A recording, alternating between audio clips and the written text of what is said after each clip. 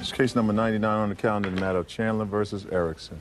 Parties have been sworn in. You may be seated. Sir, have a seat, please. Miss Chandler, Mr. Erickson used to be your boyfriend. Did you ever live together? No, we talked about it, but never acted on it. Your complaint is threefold. You sort of got the whole kitchen sink here. Yeah. Wanted to get everything off your chest now that the romance is over. I understand that. Not necessarily sympathetic yet, but I understand it. About a year ago, Mr. Erickson asked you to sell something for a family friend on your eBay account. And what he asked you to sell was supposedly a rare coin. You sold it, and the person who purchased it complained that it was a fake. They had already received the coin. There was a charge back to your account. So you were out $800 and some odd dollars. Is that right? That's correct. That was a year ago, June. Right. Subsequently, you opened up a joint bank account with him. But neither he nor this family member ever paid you back this $800. Right. Why not? He had promised to pay me the money. When he had the money, he barely had a job. Barely had a job, and you opened up a joint bank account with him? Why? It was to make money, Your Honor. It was to sell items on eBay for my aunt. I agreed to go into it with him. Why? In order to pay back some of the money from the coin with the items that we sold on eBay. He had no job. It was your aunt's property, your money. Why would you open a joint account with him? Because he would have been able to help me like package the stuff and get the stuff ready to go, and which would have been worth money. So I agreed to open the bank account for him so that, or with him, so that I wouldn't get caught in case something like that happened again. Miss Chandler, I don't think so. I think you opened up a joint bank account with him because you were smitten with him. It was strictly for eBay, Your Honor. We didn't have any other money go into there other than stuff for eBay. Well, that's interesting, because the second cause of action that you have is for some sort of overdrawn check that he put in the account. Right. That was for my aunt's check balance, the one that I wrote to her for the items that she'd given us to put on eBay, you know, because we were only taking a percentage to sell it for her. And so my aunt's check bounced.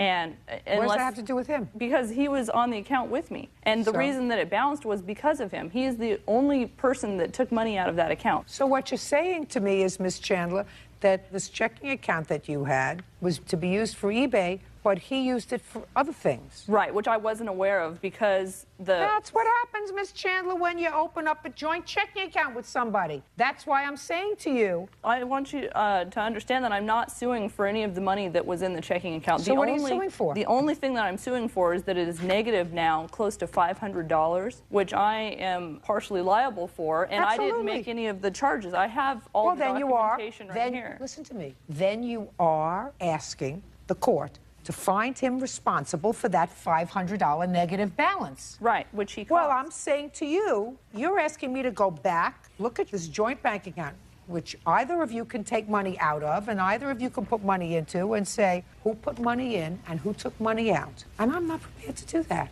They're all charges from him. So? I just don't feel that I should be responsible for a negative balance that he solely caused. And he told me that this was after the fact, because he told me that he took my name off the account. The negative balance only happened after we broke up. Oh, different story. When did he tell you he took your name off the account? Let's see, the 9th month, September.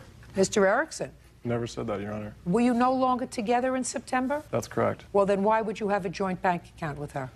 We never closed the account together, Your Honor. That's Well, all. then, Mr. Erickson, Yes. if you were no longer together after September of 2005, and the withdrawals that were made were yours, The majority of after them- September of 2005, After September, I never used it, Your Honor. show me, after September. From here on, Your Honor, all the highlighting in pink is all from his card.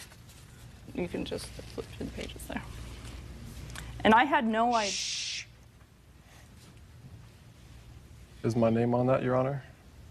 No, but the card number is. Right, but I'm saying it could be her number. If you flip to the beginning, Your Honor, there was one charge that I made while we were still together, which will be highlighted in yellow, which will show my card number. It should be for the amount of $100.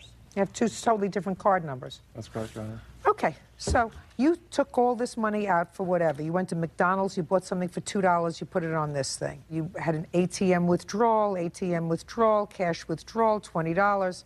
Cash withdrawal, $927. On your card, sir, $461. So you used this card after I did, the two Your of you broke up. Yes. Okay, so why should she be responsible for that? She used it too, Your Honor. And most of the money we made on eBay. No, she didn't use it at all after September. Okay, Your Honor. But what I'm saying is, the stuff we sold on eBay, $70 of that was the stuff that she brought in. Everything else, I brought in. I sold on eBay, I shipped it, everything. That's what I'm saying. What I'm saying to you is if you broke up in September, I believe her when she said you're going to take her name off the account so that she's not responsible for it anymore. That sounds logical. And your negative balance now is $500. Let's talk about this coin collection. Did you ask her to sell this coin collection Yes, for I you? did, and it was on her account. Yes, I know that it was on her account. Yes. And it turned out to be a fake. Your defense to that is she should have been smart enough to have it authenticated. That's right, Your Honor. She should have taken it to a coin shop before we sold it and got verification. Why didn't you do that? It wasn't on my account, Your Honor. I wanted her to sell it on eBay. She should have had the, decency to do it herself. Who was this friend that you got the coin from? Friend of my mom's. Name! Marianne. Mary. was her name. Just a second. Thank you. So I'm going to tell you what I'm going to do, sir. Is she still alive? Yes, she is. Good. You pay for it, and then you sue her and say, I've been forced to make this payment, and you have to pay me. Okay. Instead of standing there and just looking pretty. You got to have something up here. Beauty fades, dumb as forever, Mr. Erickson. Yes, Your Honor. Works as well for boys as it does for girls. Judge Judy continues in a moment. I don't think that you seriously anticipated that he was going to pay you to have this car fixed. And if you did, then you were operating in fantasy land. And later today, I can tell the difference between a made-up story and a story that has the ring of truth to it. What she just told me has the ring of truth to it. Do you understand?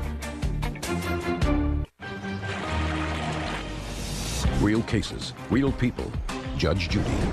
Erica Chandler claims ex-boyfriend Andrew Erickson owes for a botched eBay sale and for damage to her car. Now, the last part of your lawsuit, Ms. Chandler, says that he damaged your car while you were together. You want to tell me about that? Yes. When was it? That would have been March 4th of 2005. He told me, Your Honor, that...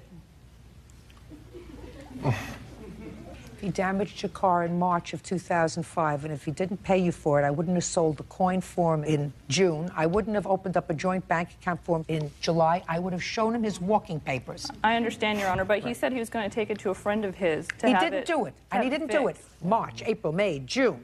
If he didn't do it in 4 months, then you don't do him another favor and sell a coin for him. And if he didn't do it March, April, May, June, July, you don't open up a joint bank account with him unless you're smitten. And if you're smitten, that means you... so he damaged the car a little bit. Mr. Erickson, your defense is that she should have had insurance, and if she didn't have insurance, she asked me to drive her someplace, and she should have used her insurance, so it's not my problem. That's what you say. You know, you really should consider yourself very lucky. I don't know whether he means this answer to be a reflection of his character. If he does, you're very lucky that he's not in your life anymore. He uses If he doesn't mean it, he shouldn't have said it to be flip.